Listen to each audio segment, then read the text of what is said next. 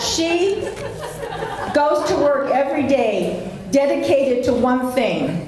She wants to ensure that the people of Florida are better off tomorrow than they were yesterday. I guarantee you that's what her goal is every single day. She works hard for us. And I want to tell you it is my privilege and honor to welcome to Hollywood, Florida, part of her district, Congresswoman Debbie Wasserman Schultz. Let's give her that applause. Thank you so much, Diana, really. I'm going to take you on the road with me, Diana. Thank you so much. It is so great to be home. It's great to be here in Hollywood. It's great to be here in South Florida. And it is really a privilege to represent this community in our nation's capital. And thanks to all of you who have given me that opportunity and that privilege. I want to congratulate all of today's nominees. It's an incredible group, and I really want to ask you to give Diana Pittarelli a round of applause. You couldn't have chosen, you could not have chosen a better leader.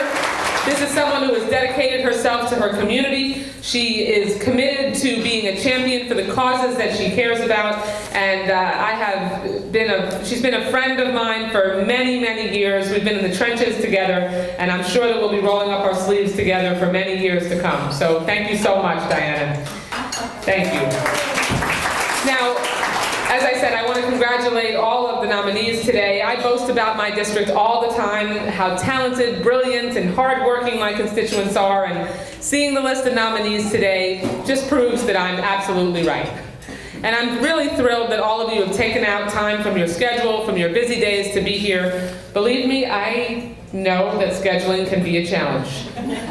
I have a few balls in the air myself, and for me, events like this are just incredibly invigorating and empowering, and they serve to recharge my batteries, and I know that we'll all just be feeling like we were shot out of a cannon after this lunch, so we can go out and help be better advocates for women and girls' empowerment. It's not often that we get so many women, and let me just thank the men in the room here. Thank you to our men. But I know I couldn't do it without the testosterone in my life, and he's here with us, and I know that in order to make sure that we can lift other women up, we do need some really good, strong men standing behind us. That's the reverse of the common expression. This is a room that is rare, one that we have an incredible, high-caliber group of women together here in South Florida, and there is an obvious amount of energy in this room. You know, no matter what balance, no matter what business that we're in, or what titles are on our office door, we all face one common dilemma. How can we be great at our jobs while also being great parents, great spouses, and great friends? As a mom of 3 young kids myself, with a working husband, who, as has been mentioned, happens to be here today, and having several jobs myself, I know this dilemma all too well. And you know what? It is not an easy one to figure out. There are no easy answers. But there are ways I've found to make it work. Be married to a great guy like Steve Schultz. That helps a lot. That's about the only advice that I have trouble helping people with, is how to meet a great guy like my husband. I can give you lots of other good advice, but finding that special guy, that's more of a challenge. But some of the things that I have talked about in terms of how I do it and juggle everything. For instance, my staff knows that there are certain things that are just lines in the sand for me in order to be able to be a good mom, which is obviously my first priority. For instance, my staff knows that Sunday afternoons and evenings with my family are sacred. As much as they might try to get around that, I can't tell you how many arguments, countless arguments I've had that they want me to do something, and they're just doing their jobs and, you know, trying to make sure that I can be out in the community as much as possible. But nothing works, I think, for any of us if we don't know that our family is comfortable and happy and that everything is good at home. So I have to make sure that that comes first. So Sunday nights are I don't want to say non-negotiable, but for the most part, we try to block off Sunday nights. Having that block of time marked especially for family ensures that even if I'm getting on a flight to Washington the next morning, I still get to spend time with my kids and have our Sunday night family dinner. Although, unfortunately for them, my being in DC doesn't let them off the hook. It's amazing how easy it is to check their homework and quiz them on potential test questions over the phone or looking at my iPad. Technology is a beautiful thing to hold your children accountable, I can assure you. So, technology is empowering, and thanks to the wonders of technology, even when votes kept me in DC through part of Hanukkah last month, I was able to join my family for our menorah lighting via Skype each night that I was still in Washington. But there are times when it's tough, and I know that all of us feel that too. Particularly in today's economy, when secure employment has become a luxury too often, parents have become increasingly hesitant to ask their employers for greater flexibility in their work schedules, to encourage their company to open a daycare center, or to ask for the option to work remotely. If anything, the current economic climate has led to an even greater need for increased flexibility. Thousands of parents are at home not by choice, but because they lost their jobs and they've not yet had the opportunity to re-enter the workplace, although that's getting better now. These parents may be at home, but looking for employment is a full-time job. With thousands of American families experiencing this situation as we speak, we're hearing too many stories about parents who couldn't get to an interview, a networking opportunity, or a job training session because their partners didn't have the flexibility in their work arrangements to make it work. Studies show that employees and their families are not the only ones to benefit from greater workplace flexibility. From improved productivity and efficiency to higher employee morale, flexible work arrangements benefit employers and can help businesses reach their full potential. In the last decade, we've seen significant strides toward making improvements in the great juggling act that is work-life balance. And let me just take a personal aside here in sharing with you that in our family, there is no way that we could make it work if Steve Schultz did not work for Community Bank of Broward. Because thanks to Bruce Keir and the incredible leadership at his bank, thank you community banks, they give him, and I'm gonna get emotional because it's really how we make it work, but they give him the flexibility that he needs, that we need, for him to be able to leave work at 3 o'clock, pick up our kids, drive them to practices, make sure that our children can have a full life, and know that even though I'm 1,000 miles away a lot of the time during the week, that we can hold the balls up in the air and make sure that our kids live the best possible life and can grow up and be productive and wonderful, happy children that grow into fantastic adults. And without them, we could never do it. So thank you so much. And we can't let this progress slip away during these challenging economic times. I'm doing my part in Washington, and I hope that as business owners, parents, and spouses, you'll also consider taking a look at your business's policies to see if there are any changes that could be made to make your workplace just a little bit more family-friendly. It really helps. I can personally attest to that. And I don't think it's a stretch to say that women often feel these strains a little more so than men. I'm very fortunate to have someone in my life that is supportive of my career. We like to affectionately call him Saint Steve. I'm confident that he will be anointed as the first Jewish saint. It's going to be a canonization of a Jew. That'll be a first.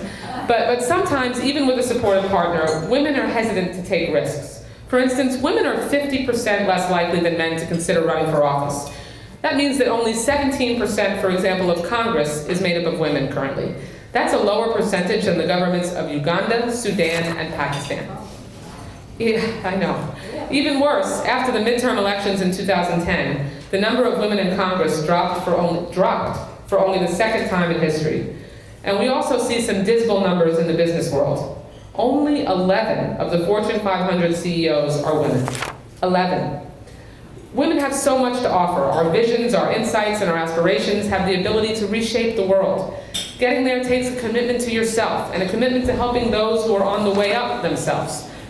Serving in office for me was my dream because I saw an opportunity to affect change by shaping legislation that would help make life better for everyone. Making the world a better place was something that I wanted to pursue professionally. But it wasn't easy getting there.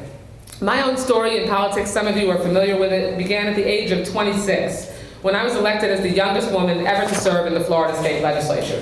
Thank you. Thank you. And some of you may remember that campaign. I knocked on 25,000 doors.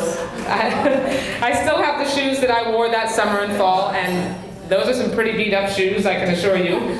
And some of you have lived in my district for many years, and I probably knocked on some of the doors of the folks in this room. But that's why I won. I knew that I wouldn't always have the most money or necessarily the most momentum, but I made a promise to myself that no one was going to outwork me. That is an incredibly important thing.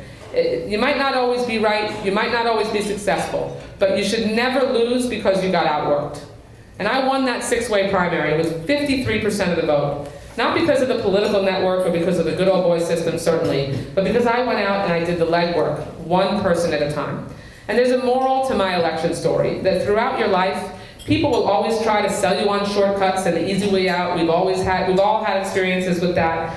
And as women, you might have people who try to tell you what you cannot do. There's no elevator to your goals. You have to take the stairs. There'll always be naysayers. There will always be people telling you that the timing just isn't right, that the job isn't a good fit, that it's not your turn. I heard that plenty of times, and that the world just isn't ready. And my challenge to you is this: prove them wrong. Don't take no for an answer. We need more women opening doors in every aspect of our society. More women practicing law, more women researching cures for cancer, more women in the corner office, and more women in public office. Too often, women assume that in order to reach a position of leadership, that we have to be just like everyone else, and downplay whatever it is that is unique about us. I think it's just the opposite. Whatever I've accomplished in my life, I've done it precisely because I've had the courage to be different, and more importantly, the courage to act boldly. I've expressed different opinions, and I've been outspoken, and I truly believe that I've succeeded because I acted boldly and stood by the courage of my convictions, even if they weren't popular. As Eleanor Roosevelt said, remember always that you have not only the right to be an individual, you have an obligation to be one. You cannot make any useful contribution in life unless you do this. We come to leadership roles based on our knowledge, experience, and ability, and as women, we must assume ownership of that. This means endorsing the notion that you deserve to be where you are. I just have had too many conversations with women who kind of hem and haw, and they think it shouldn't be them, and if a leadership opportunity opens up, they're looking for somebody else, instead of saying, that should probably be me.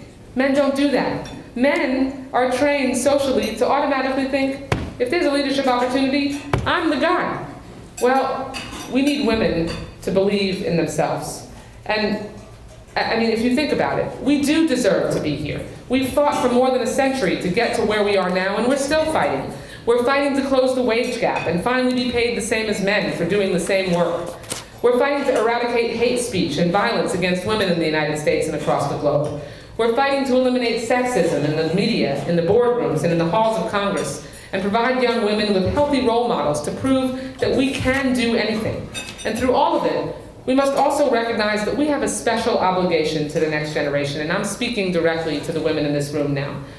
Just as we look to our teachers, our mentors, our mothers, and so many other strong women in our lives for support and inspiration, we have to remember that not every woman has that. We must also realize that the next generation is looking to us. Our assistants, our daughters, and our granddaughters, and young girls in South Florida and across the nation are depending on us to be strong, to tell them, yes, we can, and you can too. We all have a young woman in our lives that we know is something special, who has the potential to do amazing things. And to you, I say, mentor her, support her, build her up, because she must be encouraged and supported. And to paraphrase another very famous Eleanor Roosevelt quote, encourage her to look fear in the face, to do the thing that she thinks she cannot do. Now, as you mentor the young women in your lives, I urge you to take that thought into your heart yourself.